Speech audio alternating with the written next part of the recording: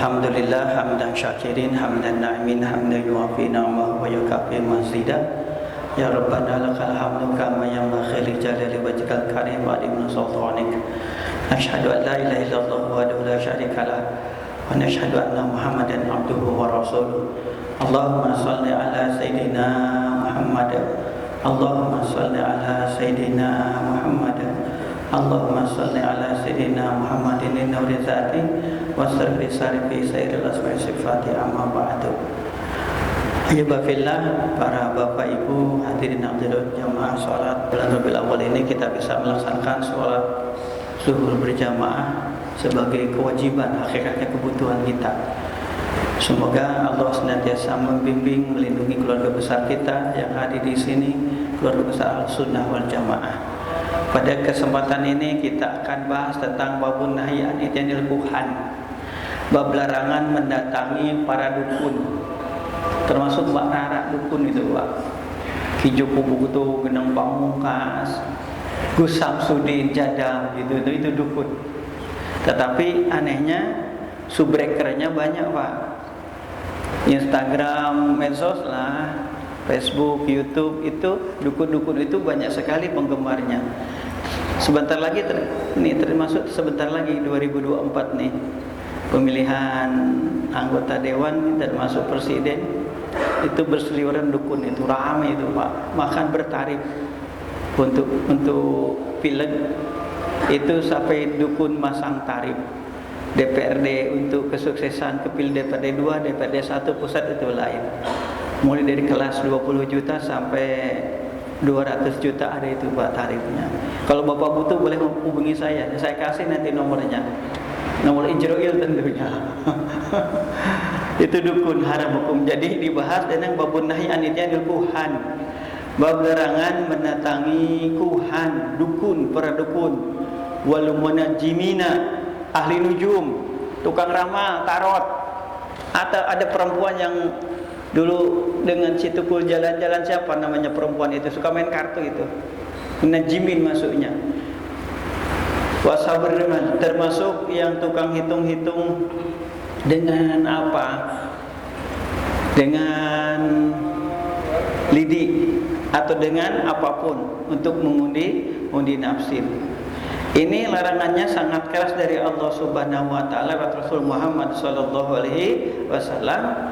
Sampai Sayyidina Umar pernah memberikan fatwa hukuman bagi penyihir dukun-dukun itu adalah udriba unuquhu, dieksekusi, dihukum mati, saking bahayanya perdukunan.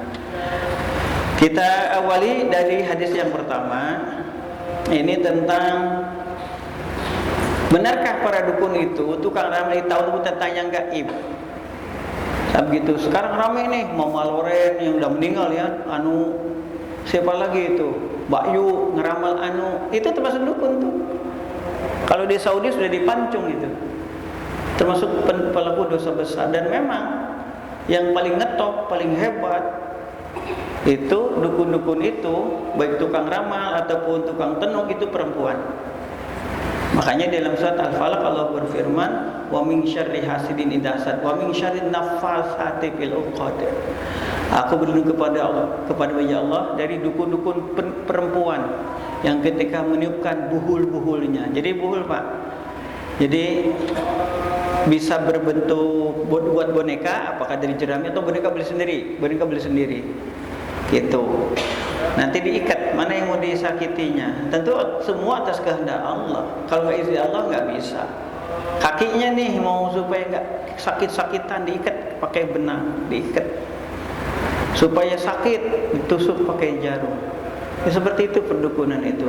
Kalau orang Afrika bilang itu voodoo. Kita pun sama, perdukunan sama. Itu ada sebelum Masehi, dan itu termasuk praktek-praktek kejahatan yang ada dulu jauh sebelum Rasul Muhammad sallallahu alaihi wasallam diutus. An Aisyah radhiyallahu anha, dari Sayyidah Aisyah semoga Allah meridhoinya, qalat, berkata beliau, kok salah Rasulullah, ditanya Rasul Muhammad sallallahu alaihi wasallam anasun manusia ini kuhan, tentang dukun, para dukun. Faqala, maka Rasul menjawab, laisu bi syai'in. Rasul menjawab, mereka itu bukan apa-apa. Artinya cemen lah, jangan dibanggakan, jangan diandalkan, apalagi tempat bersandar, tempat bertanya seseorang. Faqalu, maka meneruskan sahabat perkataannya, ya Rasulullah, innahum yahditsuna ahyanan bi syai'in. Ya Rasul, mereka itu terkadang menceritakan sesuatu, meramal sesuatu, fayakunu haqqan, dan benar Rasul. Tapi Rasul suka mengatakan sesuatu dukun orang-orang itu, ramalan-ramalan tersebut, tapi benar. Waqala Rasulullah sallallahu alaihi wasallam, maka Rasul menjawab, tilkal kalimat minal haqq. Sebetulnya kalimat itu kalimat yang benar, yakhtafuha al-jinni, yang dilemparkan, yang dibisikkan oleh jin, kan gitu. Fayakurruha fi uduni walihi, diberikan, dibisikkan kepada walinya, pendukungnya. Siapa? Para dukun itu, penyembah-penyembahnya. Fayakhlituna maha mi'ata kadzba. Satu kebenaran yang dia terima dengan samar-samar dicampur dengan 100 kebohongan.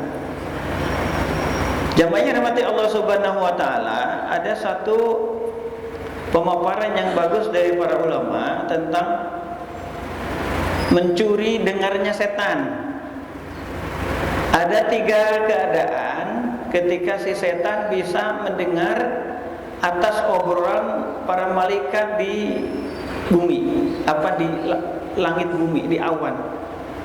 Sebab sebelum Rasul Muhammad sallallahu alaihi wasallam diutus, itu pintu langit itu terbuka seluas-luasnya, kan gitu, sehingga si setan bisa naik turun ke langit mendengar percakapan dari para malaikat, kan gitu. Ini yang disabdakan oleh Rasul Muhammad sallallahu alaihi wasallam tentang mereka. Jadi sebelum itu, ya Rasulullah, seperti barusan tadi, innahum yahditsuna ahyanan bi syai'in fayakunu haqqan.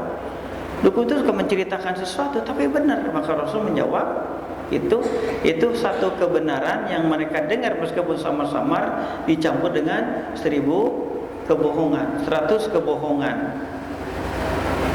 Tetapi ketika Rasul Muhammad sallallahu alaihi wasallam, mereka sama sekali tak bisa naik ke langit.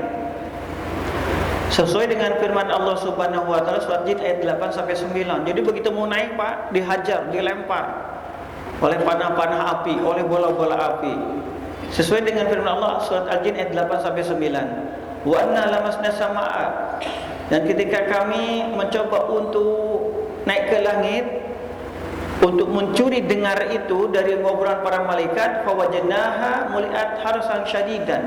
Maka kami menemukan di langit itu muliat, dipenuhi oleh harasan syadidan, penjaga-penjaga yang sangat kuat, kan gitu. Wasyuhuban, dan juga panah-panah api, bola-bola api, ketika siapa saja yang naik ke langit dilempar. Jadi setan itu nggak sanggup lagi, Pak, ketika Rasul Muhammad SAW dilahirkan, belum lagi diutus, dilahirkan. Wa nakuna naqudu minha maqaidil sami, wa nakuna, dan kami biasanya naqudu, duduk-duduk, minha, di atas itu, maqaidil sami, duduk-duduk saja, lisami, untuk mencuri dengar dari obrolan para malaikat.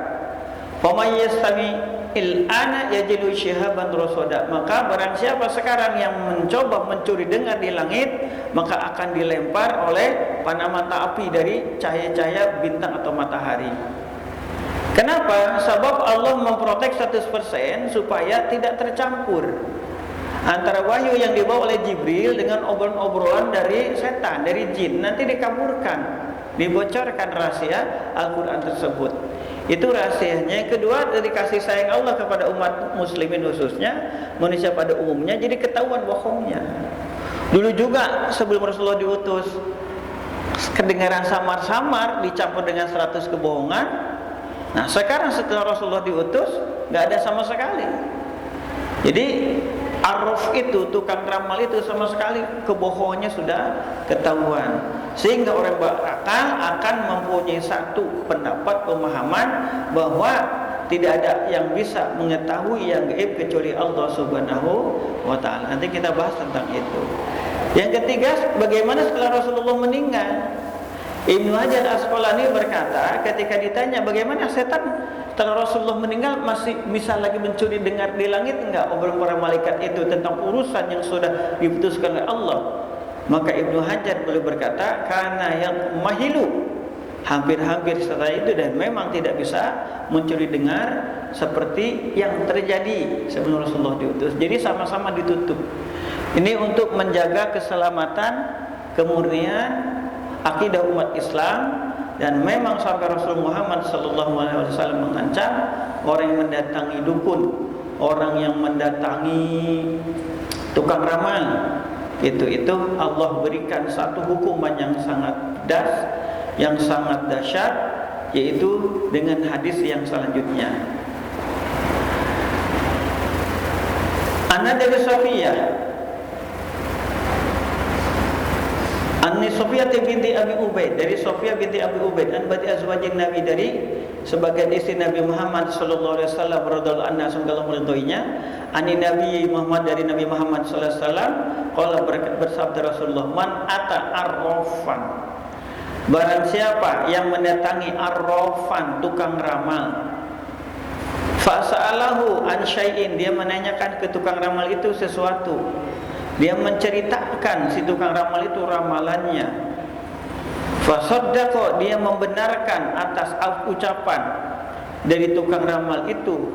Lam tuqbal lahu salatan arba'ina yauman, dia tidak akan diterima salatnya selama 40 hari. Kalau meninggal enggak bertaubat, ini yang diancam oleh Rasul Muhammad sallallahu alaihi wasallam dengan firman Allah, innallaha la yaghfiru an yushraka bi syai'an wa yaghfiru ma duna dzalika liman yasha. Allah tidak akan mengampuni dosa-dosa syirik, termasuk ini. Termasuk percaya tetap terhadap astrologi, ramalan bintang, bukan astronomi, astrologi. Ada bintang Aries, Pisces, Capricorn itu Pak. Itu kan ramalan-ramalan berdasarkan astrologi. Kalau percaya itu hukumnya haram.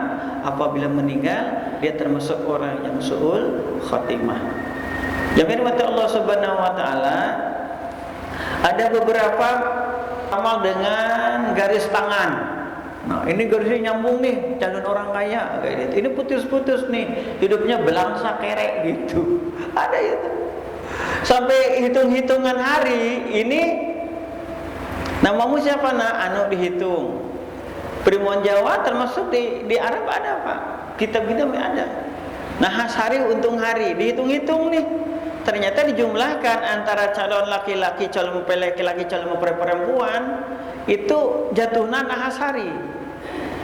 Itu jatuh nahasari. Biasanya kalau orang itu kekeh nggak beriman, kejawen misalkan atau pasundan, nggak boleh nikah, nggak boleh nikah. Nah, ada solusinya mereka itu dengan mengadakan ruatan acara khusus. Termasuk mitos yang sangat berbahaya, nggak boleh nikah ketika baru bangun rumah, atau ketika ada keluarganya yang ibu bapaknya meninggal atau adik kakaknya meninggal, nggak boleh menikahkan tahun itu. Ada apa kasusnya?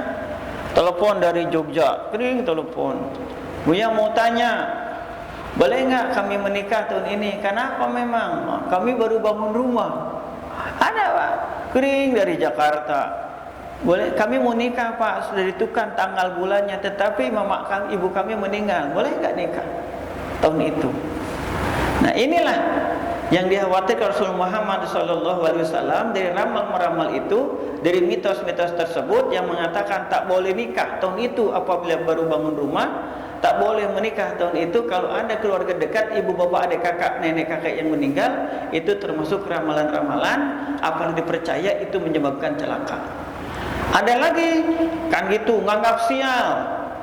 Ini seperti yang disabdakan Rasul Muhammad SAW tentang tatayur. Gitu. Tentang tatayur. Tatayur itu menganggap sial. Nanti kita pembahasannya lah khusus.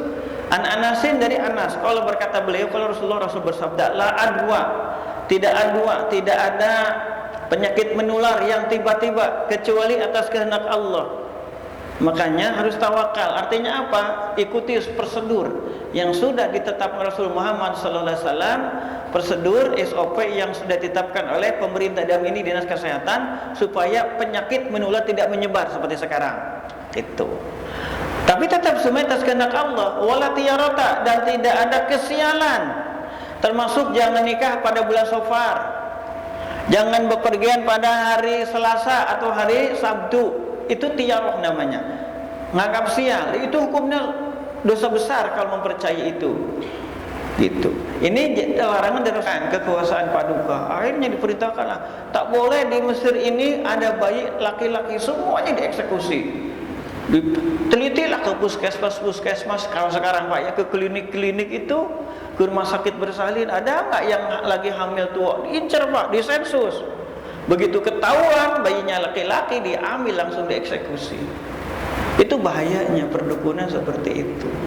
Dan memang efek negatifnya ada memang.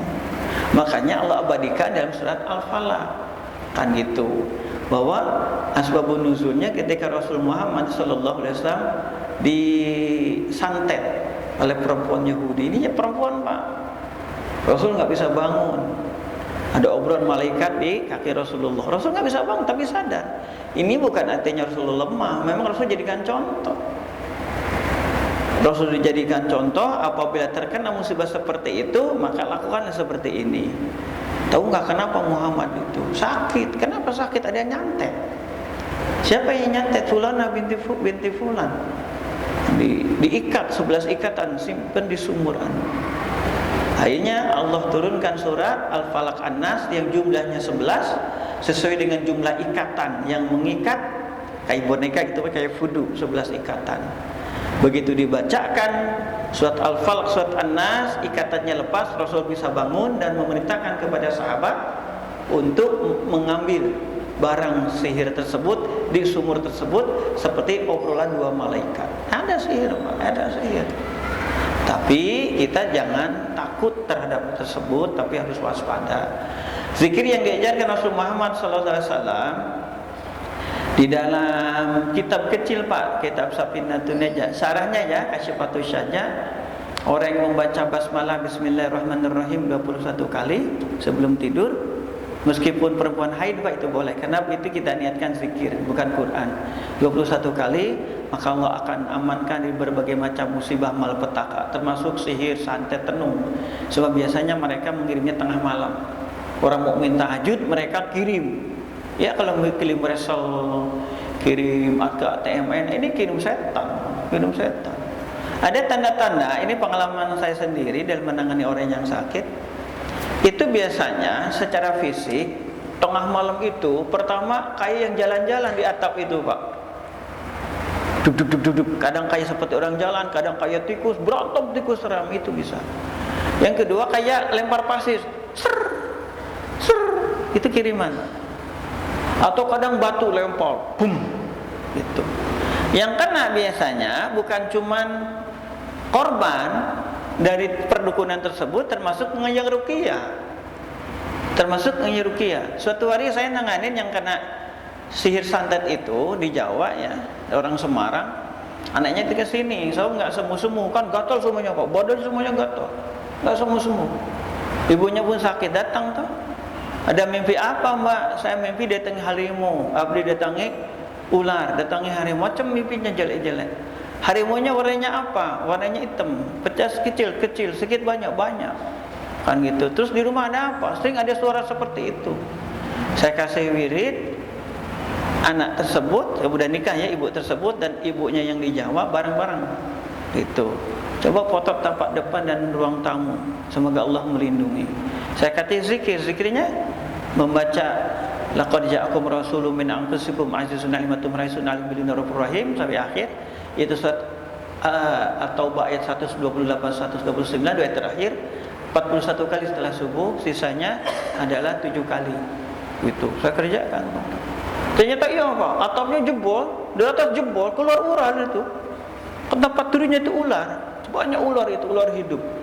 Gitu. Itu dahsyat Pak. Ternyata persaingan bisnis, ibunya bisnis. Tuh, anaknya pun bisnis. Ada yang merasa tersaing, itu hasud. Itu bahayanya hasud. Wa min syarri hasidin idza hasad. Aku berlindung kepadamu ya Allah dari kejahatan orang yang hasud ketika hasud. Zikir bersama Allah kabulkan, Pak. Ternyata setelah dikerjakan bersama, saya pun minta tolong ke jamaah santri untuk berdoa. Beberapa hari kemudian dukunnya mati. Ini temboknya jebol. Kayak ada orang yang pakai apa ya? Pakai basoka. Dahsyat memang, Pak, itu dahsyat. Jadi efek dari negatif dari sana bagi yang ngeruqyah, biasanya efeknya ke pasangan hidup, ke istri, jadi marah-marah, beda apa? Dia beda sikap, ataupun ke anak, atau yang ngobatinya bisa impoten. Itu bisa, Pak, bisa lumpuh, bisa gagal ginjal, macam-macam. Jadi orang menganggapnya ruqyah itu hanya duduk bacakan doang, enggak gitu. Seperti orang Satpol PP mengusir preman-preman di pasar, di terminal, itu tergantung. Kalau nggak bisa oleh Satpol PP, Brimob yang turun. Kalau lagi gawat, kadang marinir diturunkan, tentara diturunkan, itu pun sama. Kalau dosa sihirnya kategori gawat, itu nggak bisa hanya ruqyah biasa, harus benar khusus. Itu pengalaman sendiri, Bapaknya, pengalaman sendiri, dan memang efeknya kemana-mana. Sampai ada yang lumpuh, ada yang buta, ada yang nggak punya anak. Cuman kalau tepat penyelesaiannya Allah kabulkan, penyakit itu cepat, hitungannya hari. Tapi kalau nggak ketahuan, itu sampai ke bawah mati. Sampai seorang kiai bilang, tahu nggak nak, yang bolak-balik ke spesialis jantung, spesialis saraf, itu nggak semuanya penyakit medis, banyak yang bukan medis. Jadi diajarkan Rasul Muhammad SAW, selain tadi membaca basmalah sebelum tidur, membaca Al-Fatihah, Al-Ikhlas, Falaq, An-Nas sebelum tidur itu, baca satu kali tiupan telapak tangan, gitu, tanpa udah usapkan dari kepala ke kaki, ulangi 3 kali. Baru setelah itu, etika bagusnya baca Al-Fatihah, baca ayat kursi 3 kali, Amanur Rasul Mauzilim Rabbi wal Mu'inun, ayat surat Al-Baqarah 1 kali, Law anzalna hadzal Quran, surat Al-Hasyr ayat 21 sampai 24 1 kali, barulah baca sholawat doa sebelum tidur, insyaallah aman. Kalau lupa kompor nggak dimatikan, Allah bangunkan, Allah berikan rasa, kompor belum dimatikan. Kalau pintu ruang tamu belum dikunci, Allah berikan ilham, ditutuplah seperti itu. Jadi penyakit kiriman atau benda-benda jahat yang datang atau binatang-binatang kayak ular, itu insya Allah nggak akan masuk. Kalaupun masuk akan keluar lagi. Suatu hari saya pernah waktu dulu tahun 2004 baru memasuki rumah baru, Pak. Itu kan depannya masih banyak ilalang. Itu ular. Kan saya udah mulai buka praktek 2003 di Batam itu. Ular masuk, Pak. Masuk, naik ke atas, Pak. Ini nggak ada atap, nggak ada lubang, masuk ke atas, hilang itu ular. Hilang itu. Tapi Allah lindungi, ya zikir seperti itu. Jadi setelah sholat diusahakan turunnya sholat subuh baca 2 ayat dari surat At-Taubah, yaitu 41 kali, setelah sholat 7 kali. Seperti biasa kita baca sholawat Jibril 100 kali, sallallahu alaihi Muhammad 100 kali. Dan juga bagus dibaca setelah subuh dan setelah maghrib, la syarikalah lil mulku wa ala kulli syai'in qadir. Jamaah rahmati Allah Subhanahu wa taala, dan satu pertanyaan. Apa bedanya kahin dengan arraf? Kan Rasul bersabda diharamkan mata kahinan atau arrafan atau kahana arrafan. Kahana itu jamak dari kahin, artinya dukun. Apa arti kahin? Imam Nawawi berkata, kahin itu artinya sama saja dengan arraf, tapi ada lainnya. Kalau kahin itu adalah seseorang yang dianggap punya kemampuan kesaktian luar biasa, bisa melihat sesuatu yang akan terjadi yang gaib, dan juga bisa melakukan sesuatu di luar kemampuan manusia biasa, karena melakukan perjanjian, persekutuan dengan setan. Itu kahin. Berdasarkan arraf itu tukang ramal, termasuk pakai kartu, termasuk baca guratan tangan, termasuk baca raut muka, termasuk membaca dengan tanggal lahirnya, namanya, itu arraf. Dan itu sama-sama dilarang oleh Allah Subhanahu wa taala, diancam Rasul Muhammad sallallahu alaihi wasallam, orang yang mendatangi arraf, mendatangi tukang ramal, mendatangi dukun, maka tidak akan terima sholatnya selama 40 hari. Kalau meninggal pasti masuk neraka kalau nggak bertobat kepada Allah Subhanahu wa ta'ala. Gimana upahnya dari orang tersebut, dari perdukunan tersebut? Dia ini sudah tobat nih, tapi ada yang datang sembuh dari dukun tersebut. Dulu waktu dukun seperti Ki Joko Bodo kan dia udah tobat tuh. Gitu. Bagaimana keuangannya itu? An Abdi Mas'ud Al-Badri menutup pertemuan ini. Abdi Mas'ud berkata, Anna Rasulullah, sesungguhnya Rasul Muhammad sallallahu alaihi wasallam, nahaan samanil kalbi, mengharamkan mengkonsumsi harga anjing. Wa mahril baghi, upah pelacur. Wa hulwanil kahin, dan upah dari dukun. Muttafaqun alaih, hadits riwayat Imam Bukhari Muslim. Ada perkecualian. Samanul kalbi itu dari harga jual beli anjing itu anjing pemburu, anjing penjaga, itu ada pengecualian.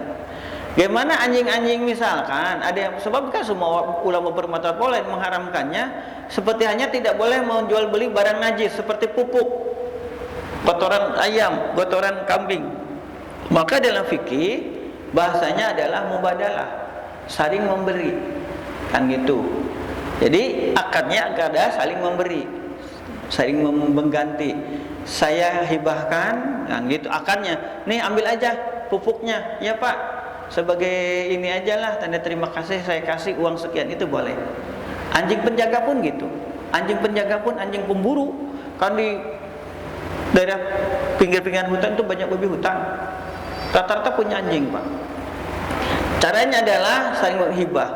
Nih saya beri ini anjing ini untuk jadikan anjing pemburu, anjing penjaga kebun. Nanti yang punya uang ya saya kasih aja ini, saya bagi tanda terima kasih, itu boleh, uangnya halal. Tetapi kalau akadnya jual beli, sepakat ulama mengatakan itu hukumnya haram. Sebenarnya jual beli pupuk, kalau akadnya jual beli itu hukumnya haram. Seperti halnya jual beli arak, itu hukumnya haram kalau akadnya jual beli, sebab sama-sama najis.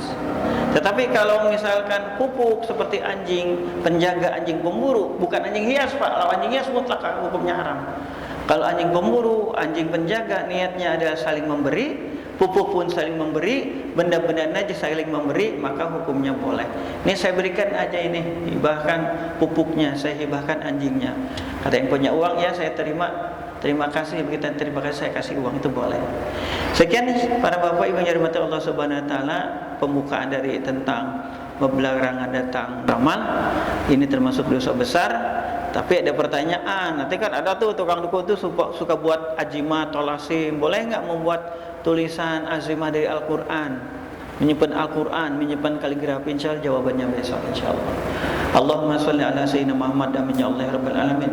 Allahumma ighfir lana dzunubana wa li walidina wa arhamna rabbana saghara faghfir lil muslimin wa samana nyamat rabbana atina fid dunya hasanah wa fil akhirati hasanah wa qina adzabannar. Allahumma salka ilman nafi'a wa qalban khashi'a wa amal mutaqabbala. Wa sallallahu ala sayyidina Muhammad alhamdulillahi rabbil alamin. Subhanakallahumma